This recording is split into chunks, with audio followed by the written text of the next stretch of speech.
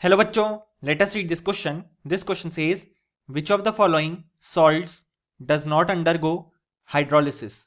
और हमारे ऑप्शंस हैं option A NaCl, option B KCN, option C KClO4, option D Na2CO3. So इस question में हमसे पूछा गया है कि हमारे पास कौन से ऐसे सॉल्ट्स हैं जो कि हाइड्रोलिसिस के थ्रू नहीं अंडरगो करते.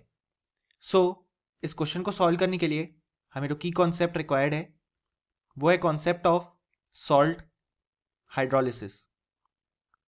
सो यहाँ पे हमारे पास बेसिकली 4 टाइप के सॉल्ट होते हैं. सबसे पहला सॉल्ट होता है strong acid, strong base, salt.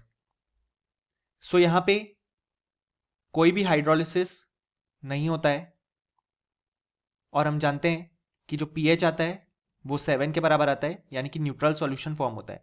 क्योंकि यहाँ पे जो एसिड से हमारे पास एनायन वाला पार्ट है वो भी एक स्पेक्टेटर आयन की तरह एक्ट करता है, और स्ट्रॉन्ग बेस में जो कैटायन वाला पार्ट है जो हाइड्रोलिसिस के थ्रू अंडरगो कर सकता है वो भी एक स्पेक्टेटर आयन की तरह एक्ट करता है.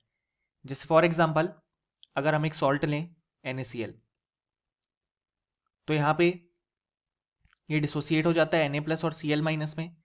अब यहाँ पे अगर Na+ की हम हाइड्रोलिसिस वाली रिएक्शन लिखें तो यहाँ पे NaOH प्लस H+ हम लिख सकते हैं, लेकिन हम जानते हैं ये जो NaOH है वो स्ट्रॉन्ग इलेक्ट्रोलाइट है, तो ये फिर से Na+ और OH- में डिसोसिएट हो जाएगा. सो इसलिए यहाँ पे जो ये स्ट्रॉन्ग बेस के लिए कैटायन है वो as a spectator ion exist करेगा, और सिमिलरली Cl- भी स्पेक्टेटर आयन एग्जिस्ट करेगा. इसलिए यहाँ पे कोई भी हाइड्रोलिसिस नहीं होता है. अब अगर हम यहाँ पे सेकेंड टाइप ऑफ सॉल्ट की बात करें तो वो है weak acid strong base salt. अब यहाँ पे बेस स्ट्रॉन्ग है तो जो हमारे पास कैटायन है वो तो एज अ स्पेक्टेटर एग्जिस्ट करेगा और इसका कोई भी हाइड्रोलिसिस नहीं होगा. लेकिन एसिड वीक है तो यहाँ पे एनायन का हाइड्रोलिसिस होगा, और इस केस में जो हाइड्रोलिसिस होता है उसे हम एनायनिक हाइड्रोलिसिस बोलते हैं. अब यहाँ पे स्ट्रॉन्ग बेस है तो यहाँ पे pH ग्रेटर देन 7 होगा एट दी नॉर्मल कंडीशंस, क्योंकि बेस वाला पार्ट ज़्यादा डोमिनेट करेगा. अब अगर हम देखें यहाँ पे पार्ट 3, तो यहाँ पे पार्ट 3 है हमारे पास strong acid weak base salt. अब यहाँ पे strong acid weak base salt present है, तो क्योंकि एसिड स्ट्रॉन्ग है तो यहाँ पे जो एनायन है वो एज अ स्पेक्टेटर एग्जिस्ट करेगा, जबकि बेस वीक है तो कैटायन जो है वो इस बार हाइड्रोलिसिस की तरफ अंडरगो करेगा. सो यहाँ पे हम देख सकते हैं कि जो pH आएगा वो लेस देन 7 आएगा एट दी नॉर्मल कंडीशंस, क्योंकि स्ट्रॉन्ग एसिड वाला पार्ट डोमिनेट करेगा, और इस टाइप के हाइड्रोलिसिस को हम बोलते हैं कैटायनिक हाइड्रोलिसिस. और लास्ट टाइप ऑफ सॉल्ट जो हमारे पास प्रेजेंट होते हैं वो है weak acid weak base salt. अब यहाँ पे दोनों एसिड और बेस वीक हैं तो जो कैटायन आएगा फ्रॉम बेस और जो एनायन आएगा फ्रॉम एसिड वो दोनों हाइड्रोलिसिस करेंगे. और यहाँ पे इस टाइप ऑफ हाइड्रोलिसिस को हम एनायनिक कैटायनिक हाइड्रोलिसिस या कैटायनिक एनायनिक हाइड्रोलिसिस बोलते हैं. अब यहाँ पे इस केस में जो pH होता है वो अप्रोक्सीमेटली 7 भी हो सकता है, ग्रेटर देन 7 भी हो सकता है, और लेस देन 7 भी हो सकता है, depending upon the ionisation constant value for the acid and base, जिसको हम Ka और Kb बोलते हैं. यानी कि हमने देखा कि केवल एक ही ऐसा केस है जिसमें सॉल्ट किसी भी तरीके से हाइड्रोलिसिस नहीं करता, वो है हमारे पास स्ट्रॉन्ग एसिड और स्ट्रॉन्ग बेस सॉल्ट वाला केस.